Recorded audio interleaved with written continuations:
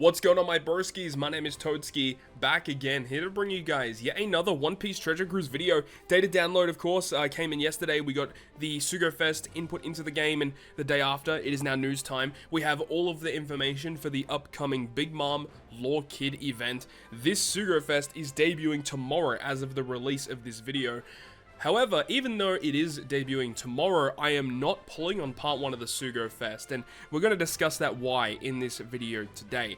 So, it's a pretty typical event. You know, you've got the 15% chance to land on a legend. It's essentially the same structure that we've just had with Gear 5 and Momo Sugo-Fest. Essentially the same kind of structure here. We'll talk about the Ray recruits because we hadn't had a chance to do that in just a moment. But as in terms of the Sugo-Fest itself, so part 1 of the Sugo-Fest, remember, part 1, every legend is available, but some of them are rate boosted, so there's slightly higher chance to be pulled. Big Mom and Law combined rates will be 0.5%, so each of them is 0.25% to be pulled on part 1. And these characters are considered the rate boosted units of part 1. So you got the two new Super Sugo-Fests, Ulti and Black Maria, Whitebeard versus Blackbeard, Legend Queen is very good. You've got V2 Odin, phenomenal in Pirate Rumble, Robin and Jinbei, one of the best subs in the game, Korra and Law's pretty solid, Film Red Chopper, also pretty solid, and you've got Who's Who and Sasaki, who actually, a lot of the characters on this list we're using in our one team versus all right now in the current Kizuna Clash. As we said, all Super Sugo-Fests are available, but not the Gear 5 or Momo isn't a Super Sugo-Fest, but Gear 5 is not pullable considering his Sugo-Fest is still ongoing. I believe his Sugo-Fest is still ongoing until I think it's until the end of October or something. Whenever this Sugo-Fest ends. October 13th, yeah. So part 1 of the Gear 5 Sugo-Fest will be here until October 13th, and this is going to be running alongside that. So as we said, this is all going to be on part 1. These characters are higher chance to be pulled, but every other legend is still pullable at a much lower rate. Every other Super Sugo-Fest character, except for Gear 5, is pullable still. But when we move on to part 2, so this is big, right? These are the characters, these are the only characters or only red posters that are available on part 2. So a bit different, not all of them are available. Only these ones can be pulled. So the big thing here is that the featured Super Sugo-Fest, you've got Legend Nami, and that is massive for me personally. I've never pulled a dupe of this character, and I want to get her Super Tandem maxed so badly because it is so powerful. I think she arguably has the best Super Tandem effect in the entire game. Obviously, Law and Kid are going to be a great option to get as well, and they have a very powerful Super Tandem too. Hybrid Kaido definitely has fallen out of favor with many of the players, but is still a very good legend nonetheless. And then you got Final Tap Luffy, which does have a super evolution, is definitely a lot better, but it's the inevitable thing where they always continuously release better versions of Luffy. This character is still very good, but there are a lot of other Luffys in the game that kind of exceed what this character is capable of doing. In terms of generic legends though, you got Robin Koala. I mean, they're still very good. I don't own them yet, so I would love to pull them. Legend Jack, I do have mine rainbowed now, so I don't really care about pulling that. I have my Hawkins rainbowed. I think I have everything here rainbowed just about, give or take. But there's still some good units here. You know, Hawkins is okay. Jack is very good. Rayleigh Gaban, amazing. Tandem Big Mom, still very good. Super Tandem Sengoku, not so much. Tandem Kid is still pretty decent too. And then you got some other ones. You got Halloween Perona. You've got Halloween Mihawk, good support. You got the Int Marker, who's okay. Super Type Katakuri, my man, Mr. Slam Jam. Halloween Ace. If you don't have him super evolved, level limit break 5, he is amazing. I use him almost every treasure map, I feel, at this point. He is so good. Amazing captain ability. Speaking of good captain abilities, Stampede Luffy doesn't have a super evolution yet. Would be awesome to see that, as well as some other characters down the bottom like V1 Rayleigh, still very, very good. And then you got the limited pool for part 2 and the super limited pool. So part 2 looks pretty interesting, and I think that because of the featured units and how good they are, I feel like you will have a much better chance to pull these types of units on this part compared to pulling on part 1. We move on to part 3, and this one is crazy too. Have a look at this one. You've got the new Big Mom, who is awesome, but then you've got Rush Sugo Sanji and Film Red Shanks debuting alongside the Big Mom, and that's awesome, dude, because personally, I've only ever pulled one dupe of Shanks, no dupes of Sanji, and obviously I want to get Big Mom, so lots of value here. Shanks and Buggy are going to be available too. They don't have a great final tap, but they're a pretty good unit to own, nonetheless. Legend Alba, I do have mine rainbowed now, actually. I've pulled a lot of copies of him recently, so he is available here, still one of the best generic legends to release this year.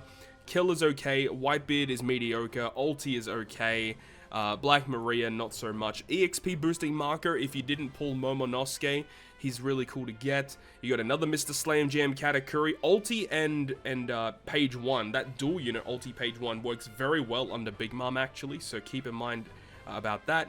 Legend Queen, the green one is still pretty good. Sober Mask doesn't have a super evolution yet or a level limit break, so that could be pretty interesting in the future.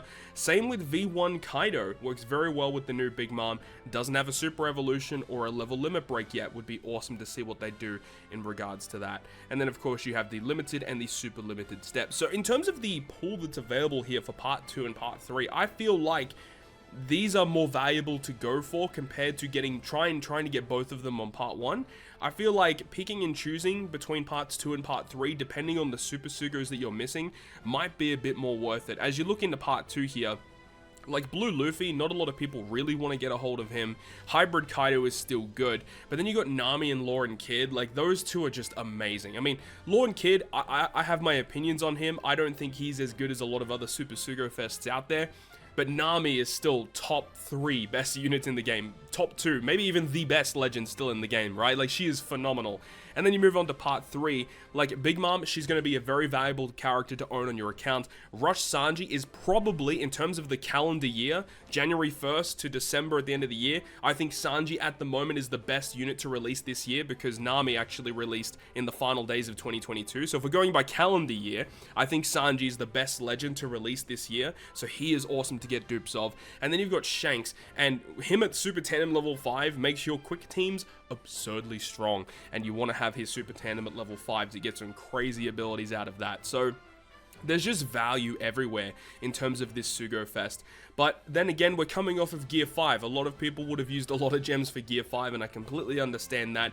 And there is a lot of evidence suggesting that there is going to be a Part 3 Super Sugo-Fest as well, heading towards the Kizuna, the Super Boss Kizuna, probably. Maybe even the treasure map, it's hard to say at this point. So there's a lot to look forward to still. So you maybe want to hold off maybe towards the very end, because characters like Enma Legend Zoro hasn't been featured yet on any of these banners. So it makes sense if they have another banner to feature him. And a lot of people are suggesting potentially a new Legend Kaido and then something else alongside him may debut later on. It's hard to say, but still, this is a pretty crazy looking Sugo. Before we wrap up talking about the Sugo-Fest, let's actually talk about the new rare recruits really quick. So we have Bepo, who is Psy Free Spirit Powerhouse. Captain ability does not matter, but his special ability is interesting. So it does damage to one enemy, and then it reduces all enemies' threshold by 6 turns. Amazing. Reduces Psy cooldown by 1 turn, and switch effects by 1 turn. So this is the first character in the game with a generic special that allows you to reduce the cooldowns of your super switch gauge. That's very fascinating. It's going to be interesting to see if this actually sees play in the future just due to this alone, but it just thought it's something, you know, that I should talk to you guys about, because that is very unique.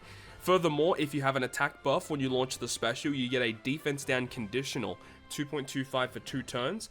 If you don't have an attack boost, then he actually gives you a 2.25 attack boost to Psy and Int. So this synergizes well with Law and Kid, who allow you to do defense down through all immunity buffs, and then you have this rare recruit that gives you the conditional boost against that, which is pretty good. Also like the fact that Bepo resists 2 turns of special reverse, and he does have the ability to reduce his own cooldown by 3 at the start of the quest, just to give him a bit more cooldown. I don't see an issue with that at all. Allows you to use his special earlier just for cooldown reduction if you want to speed up your content.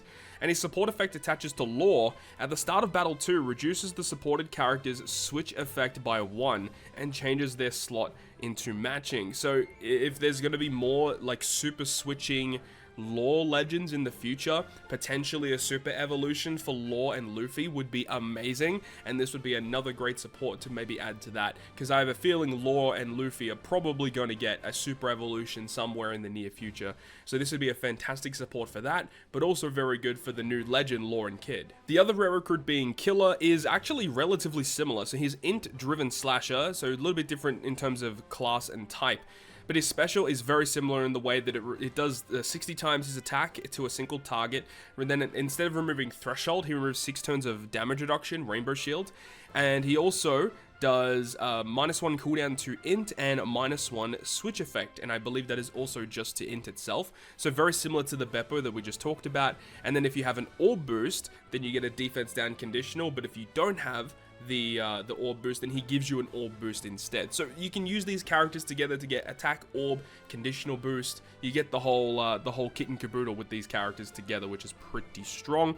Also, resisting special reverse is useful, also giving himself -3 cooldown. His support effect is a little bit different though, so it only attaches to Kid, and it says anytime you're inflicted with special reverse, reduce Kid's cooldown by 2 at the start of the next turn. Very powerful support. So both of these rare recruits are actually pretty decent overall, but I don't know how often these characters are going to be used per se, but we'll have to wait and see. The fact that their damage dealing specials is big, so you can have certain supports on them, and they themselves have actually pretty good supports for Law and Kid. So next we have the new season of Pirate King Adventures, and the boss is going to be Olin. The new Olin is the boss itself, but the free unit we get is actually this Otama right here. Now, unfortunately, Otama is not very good. I was kind of hoping she was going to be a bit more usable. Sai, Free Spirit Fighter, Captain ability is not that important, but the special ability, -1 cooldown, 5 turn removal of paralysis and special bind, so that's actually pretty good utility, and then 12,000 heal for 2 turns, and if you have full HP when you launch the special, you get 2 times affinity to Int and Sai for 2 turns. So that's kind of it. She does resist 5 turns of special bind, as well as having fear resistance. So a free-to-play character you can use to get around special bind mechanics as well as paralysis too.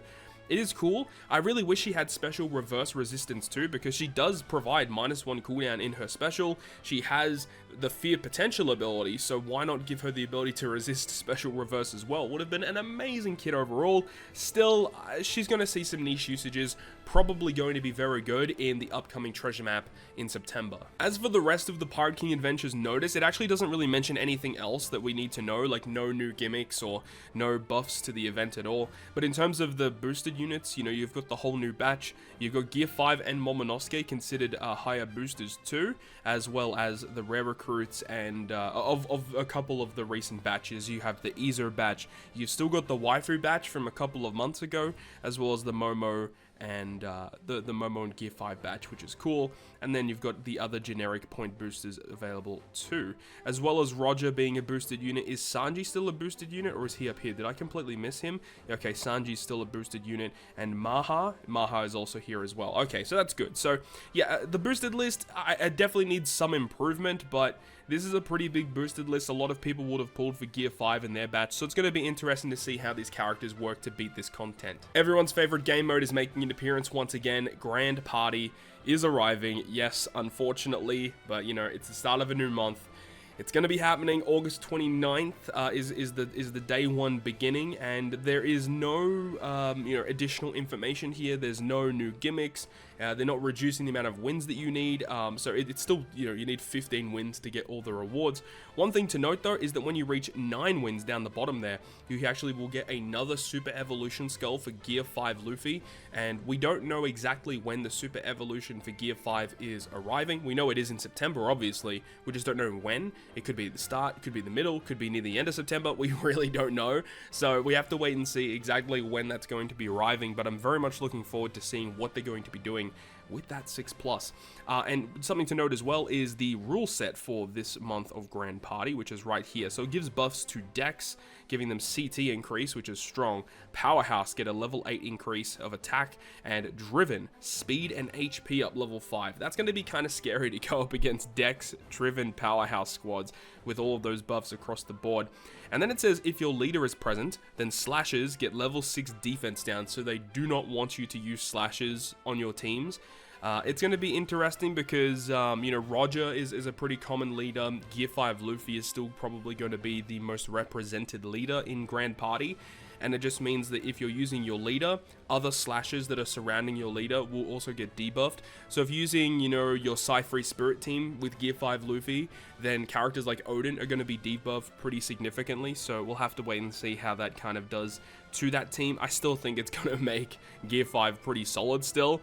I think that they probably should have changed that around maybe debuffing Free Spirit, I think, would have been a better way to go about it, but we'll see how things go. Grand Party, I am not looking forward to this one. Of course, we're getting a brand new login bonus starting tomorrow, and we get a total of 25 rainbow gems by logging in for 15 days total, so make sure to just keep logging in every day and you'll be getting rewards for it, which is awesome. And then alongside Grand Party, there's going to be a Grand Party login bonus, which I know a lot of people are very excited about. And I mean, this is kind of dumb. I mention this every month. The fact that the login bonus only gives you one gold scroll of each color, that really doesn't get you enough EXP to do a whole lot.